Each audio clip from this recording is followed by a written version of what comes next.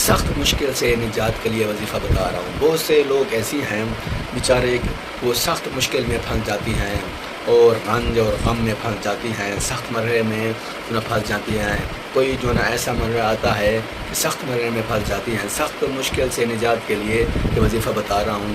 جس کسی کو کوئی رنج اور غم ہو یا کوئی سخت مرحلہ پیش آ جائے تو وہ فجر کی نماز کے بعد 101 بار یہ وظیفہ پڑھیں۔ اللہ پاک کی کرم سے چاہے جتنا سخت رنج ہو، سخت غم ہو، سخت مشکل ہو، سخت مرحلہ ہو، اللہ پاک کی کرم سے سب مسئلہ حل ہو جائے گا۔ وظیفہ غور سے سنیں، جو لکھنا چاہیں لکھ لیں۔